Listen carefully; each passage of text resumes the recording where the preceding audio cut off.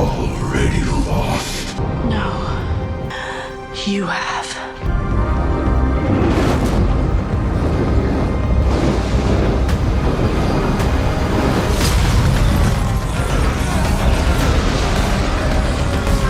Stranger Things 5.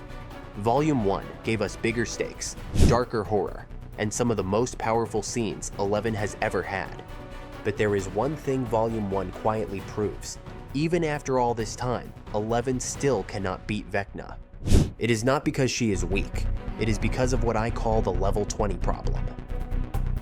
In this video, why Eleven still can't beat Vecna. In Volume 2, we are going to treat Stranger Things 5 like a Dungeons & Dragons campaign.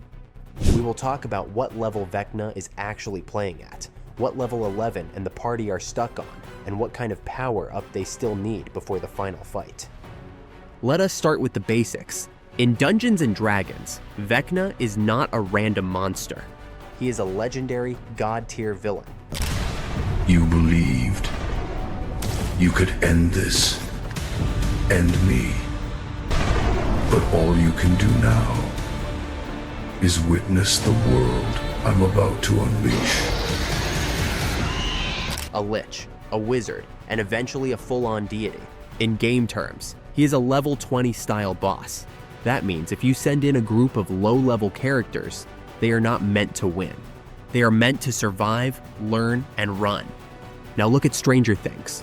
By the time we reach Season 5, Vecna has survived Dimension X, merged with the hive mind behind the Upside Down, learned how to invade minds, rewrite memories, and reshape the environment around him. He is not just physically dangerous. He controls the battlefield, the timing, and the rules. In D&D terms, he has legendary actions, lair actions, resistances, and a full spell list. 11 is powerful, but she is not built like that. Her powers came from exposure to the same Dimension X source, filtered through human experiments. She has huge bursts of telekinesis. She can enter the void. She can connect minds. But every season shows us the same thing. Her power has limits. She gets nosebleeds. She collapses. She loses access to her abilities under stress. She needs training to get them back. In Volume 1 of Stranger Things 5, we see that the gap between a human-level psychic and a hive-linked cosmic entity is still massive. Think about the last big confrontation we saw before Season 5. At the end of Season 4, 11 manages to save Max's life, but she does not truly stop Vecna.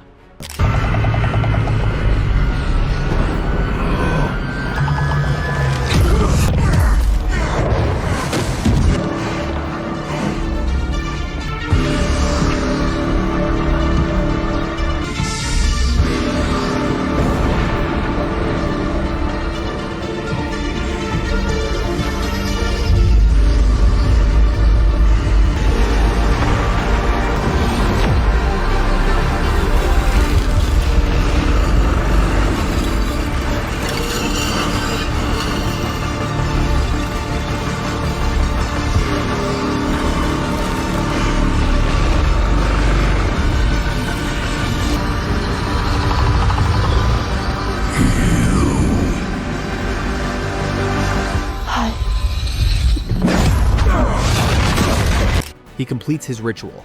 The gates open. Hawkins is damaged. The board is changed. That is what a failed boss fight looks like in a campaign. You do not get a total party kill. You get a partial win with a heavy cost, and the villain moves to the next phase of their plan. Volume 1 of Season 5 continues that pattern. 11 is stronger and more focused, but Vecna is no longer just one creature. He is a will that can move through the Upside Down, through human minds, and through the connection to will buyers. So if Vecna is playing at level 20, where is 11? Right now, she feels like a level 12 or 13 character fighting above her weight. She can win small fights, she can hold him off, she can protect individual people for a while.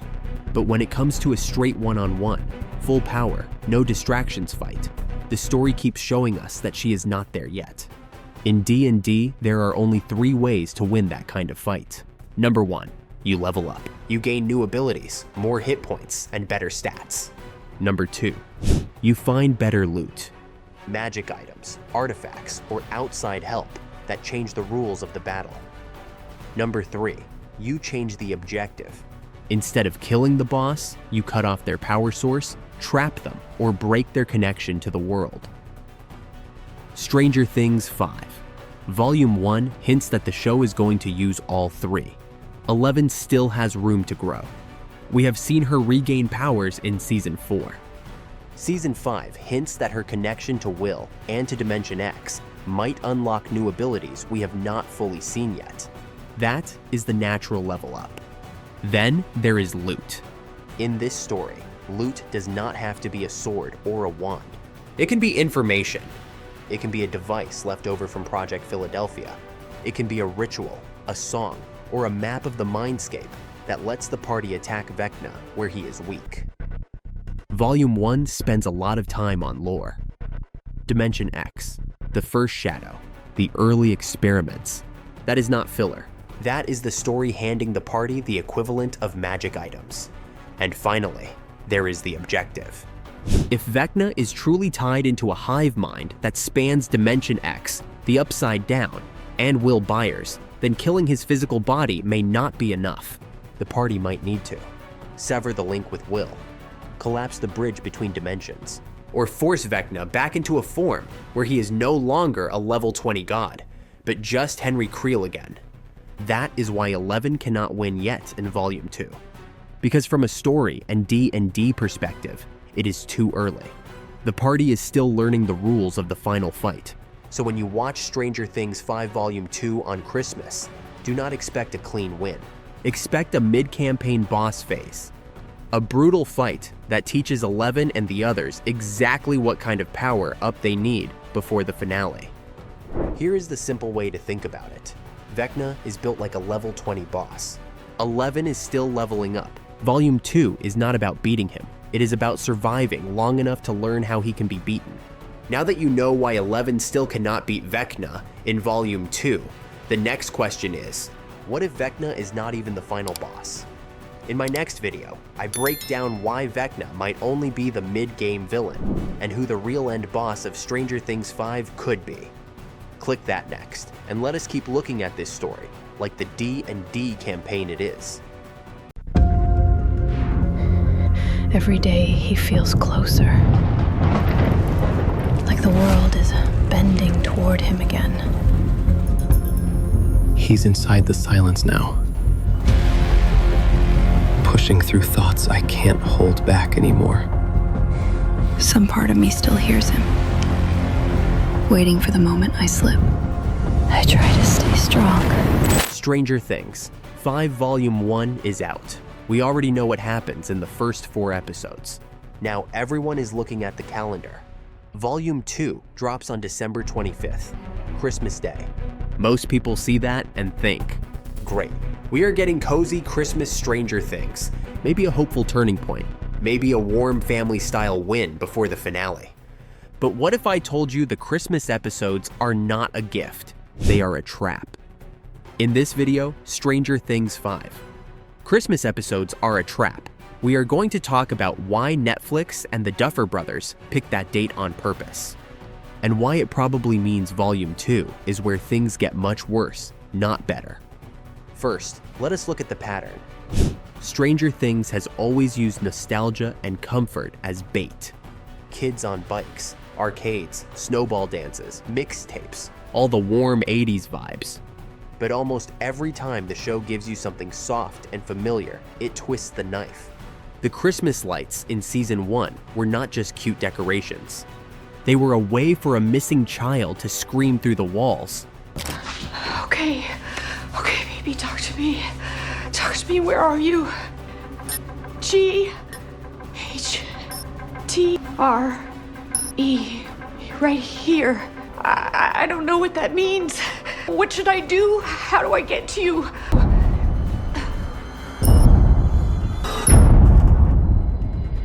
The arcade in Season 2 was not just fun. It was where the Mind Flayer first showed us that it was still watching Will. Hey guys, do you see the...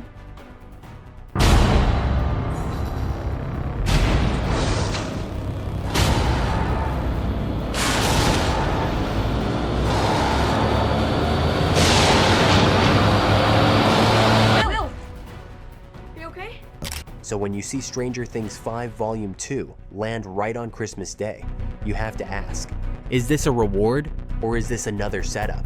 Now think about what Christmas means in stories. In a lot of classic fantasy, winter and Christmas are not just weather or holidays, they are symbols. In The Lion, the Witch, and the Wardrobe, the world of Narnia is frozen in endless winter. Always winter and never Christmas. When Christmas finally shows up, it does not mean the danger is over. It means the real war is about to start. In horror, Christmas is often used as contrast. Bright lights, happy music, family gatherings. And then something terrible happens right in the middle of it. The horror feels stronger because it is invading a day that is supposed to be safe. Stranger Things 5 is the final season. The Duffers know fans are already emotional.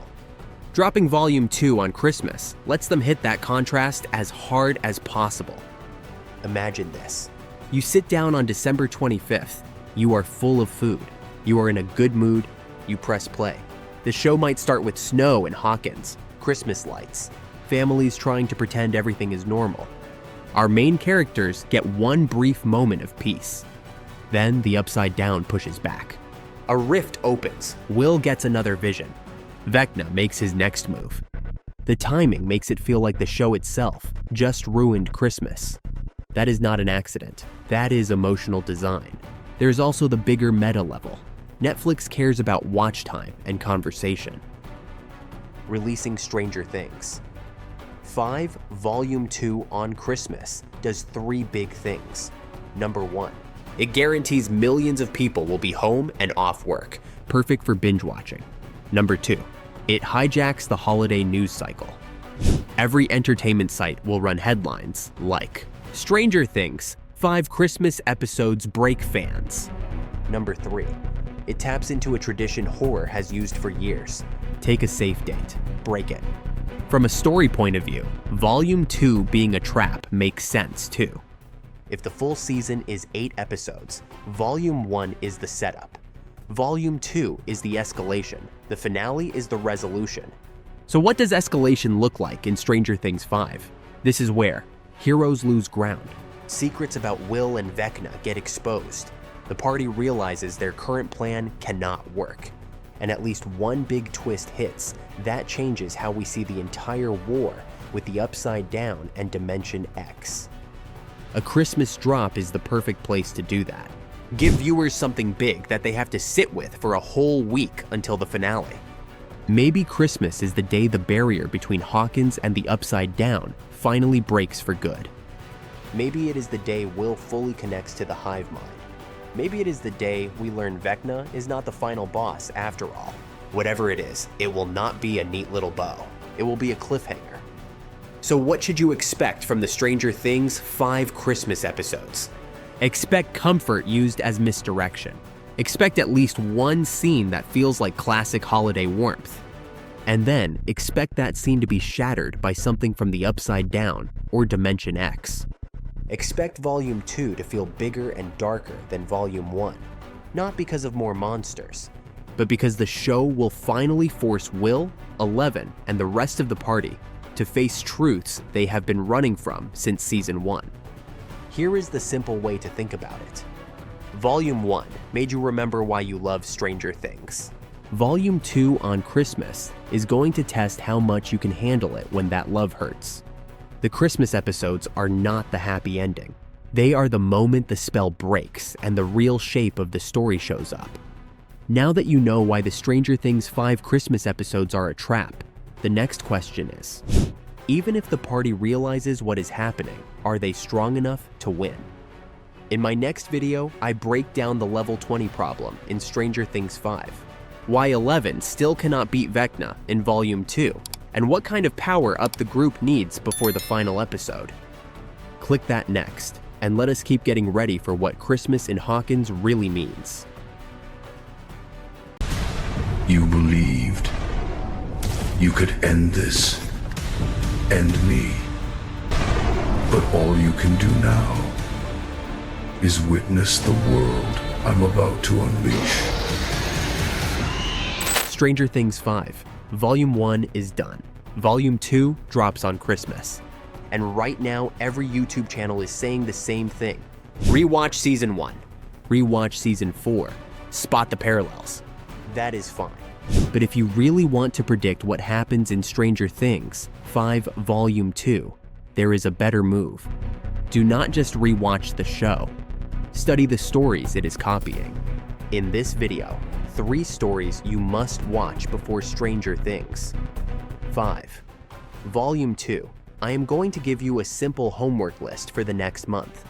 3 books and movies that map almost perfectly onto what Volume 1 started and what the Christmas episodes are probably going to finish. Story number 1. A Wrinkle in Time. This one is huge for Stranger Things 5. A Wrinkle in Time is about a group of kids traveling through space and time to rescue someone they love from a cosmic, shape-shifting evil. Is that his work? What's it about? He believes that we could travel the universe instantaneously. So you fall to space. More likely wrinkle it. They do it by moving through a kind of shortcut in reality, a wrinkle instead of normal time. The villain is not just a monster, it is a mind, a dark intelligence that wants to flatten free will and control everything. Sound familiar? In Stranger Things 5, Volume 1 sets up Will Byers as the beginning and the end. We have Dimension X, we have the Upside Down, we have Vecna acting like the face of a much bigger hive mind. If you watch or read A Wrinkle in Time before Volume 2, pay attention to 3 things. How the kids travel, how the darkness tries to control their thoughts, and how love and identity become literal weapons against a cosmic brain. Stranger Things has already remixed this once with 11. In Season 5, it feels like Will is about to get his own Wrinkle in Time arc.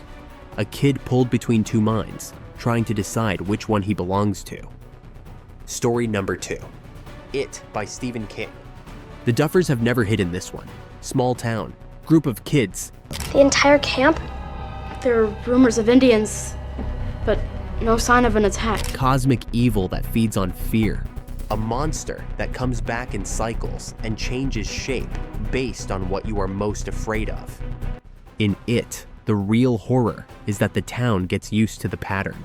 People look away. The adults forget what happened. Only the kids remember the truth. And even they start to forget when they grow up. In Stranger Things 5, Volume 1, we are basically in the second cycle. The party is older. The threat is bigger. The town is traumatized. And the evil has history with them. If you watch or read it before Volume 2, focus on 2 things. How the kids fight Pennywise as children, and how they have to come back as adults and fight the same evil again, but with their memories broken. That is the blueprint for where Stranger Things is right now. The question for Volume 2 is simple. Are we watching the final battle? Or are we watching the middle of a cycle that is going to repeat? There is also one more detail. In It, the final fight is not really about punching the monster. It is about understanding what it is, what rules it follows, and what it is afraid of. We have spent all of Stranger Things 5 Volume 1 learning how Vecna and the hive mind work. Volume 2 is where that knowledge has to pay off. Story number 3, The Lion, the Witch, and the Wardrobe. This is the sneaky one, and it matters because of the Christmas release. I ain't gonna smell it if that's what you want. With Adam's flesh and Adam's bone sits a Cair Paravel enthroned. The evil time will be over and done. In The Lion, the Witch, and the Wardrobe, the kids enter another world through a normal object. A wardrobe in a spare room. That world is locked in a state of endless winter. Always winter and never Christmas. Under the control of a powerful witch. The turning point of that story is when Christmas finally arrives. The snow is still there. The danger is still there.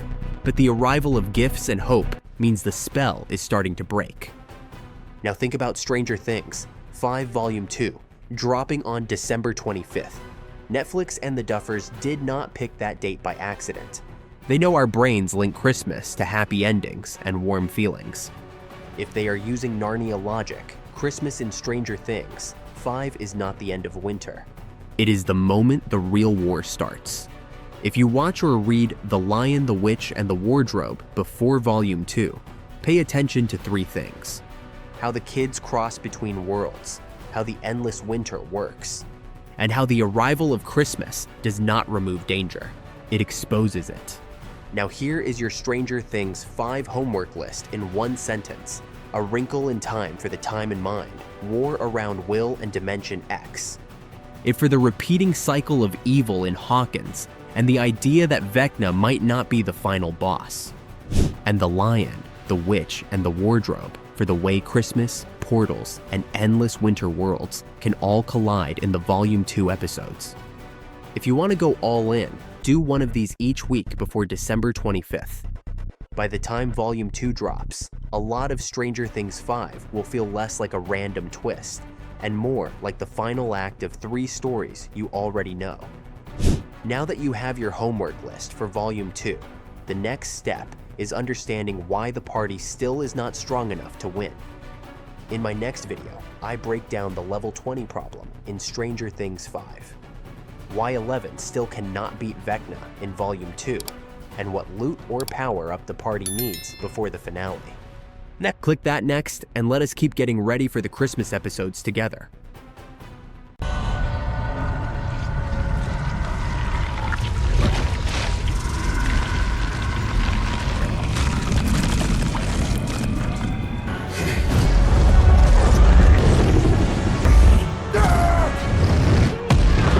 Stranger Things 5.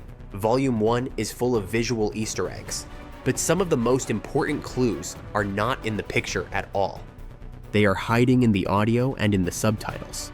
If you watched Volume 1 once and felt like something was off, or like a scene was trying to tell you more than you could see, you are not imagining it. The Stranger Things team is using sound design as a second layer of storytelling. And if you are not listening for it, you are missing part of Stranger Things 5. In this video, you missed the clue, hiding. In Volume 1 audio, we are going to talk about 3 things: the hidden sounds inside the Upside Down and Vecna scenes, the subtitle only moments that give away extra information, and the simple settings that will help you hear Stranger Things Season 5 the way it was mixed. Let us start with the Upside Down and Vecna audio. Every time Stranger Things 5 goes into Vecna territory, the soundscape changes long before the visuals do. You will hear low rumbles, a faint ticking, distant metallic groans, and little reversed echoes of voices. Do it. Oh my god! Oh my god! I got it! Slow down! Jesus Christ! Oh my god! It did it! It almost feels like the show is breathing around the characters. In Volume 1, the ticking clock is obvious in some scenes, and almost invisible in others. Sometimes it is loud right before a vision starts. Other times, it is buried so deep under the music that you only notice it if you wear headphones. That is on purpose. The ticking is not just a horror sound, it is a signal, a way for the show to mark Vecna's presence even when he is not on screen.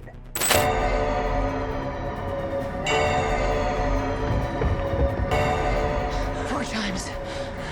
Max.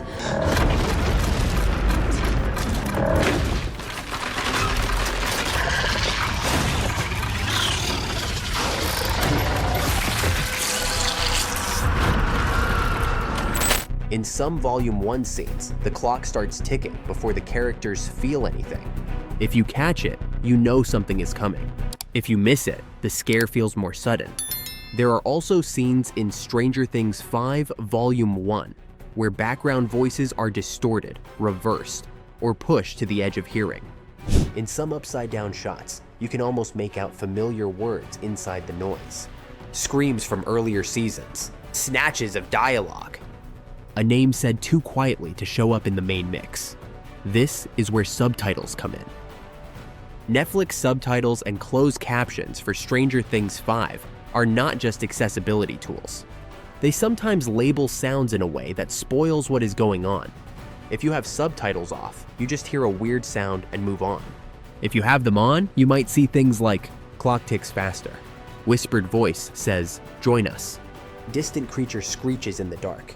In a few key Volume 1 scenes, the captions tell you who is speaking, even when the character is off-screen or heavily distorted.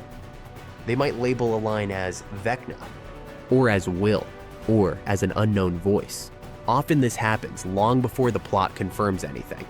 Sometimes the text at the bottom of the screen is the only place where the show admits that a certain sound is the Mind Flayer, or that a certain echo is Will Byers, not Vecna. That is huge if you are trying to understand the real rules of Stranger Things Season 5. So how do you actually catch this stuff without replaying every scene 10 times? First, watch at least one episode of Stranger Things 5 Volume 1 with good headphones or a decent soundbar. Laptop speakers and tiny TV speakers often crush all the detail into a flat wall of noise. You do not need studio gear. You just need something that does not turn the upside down into a single rumble. Second, turn on English closed captions for at least one rewatch. Do not use auto-translated subs. Use the official English CC track. That is the one that includes labels for sound effects, not just spoken words. Then, pay attention to 3 types of captions. Number 1, captions that describe the quality of a sound. If it says distorted clock ticking or echoing heartbeat, that usually means someone or something is manipulating reality. Number 2, captions that tell you who is speaking when the voice is off-screen. If it labels a whisper as Vecna, that supports the idea that he is active in scenes where the camera never shows him. If it labels a background line as Will, that is a clue about his connection to the hive mind. Number 3, captions that describe background noise inside the Upside Down.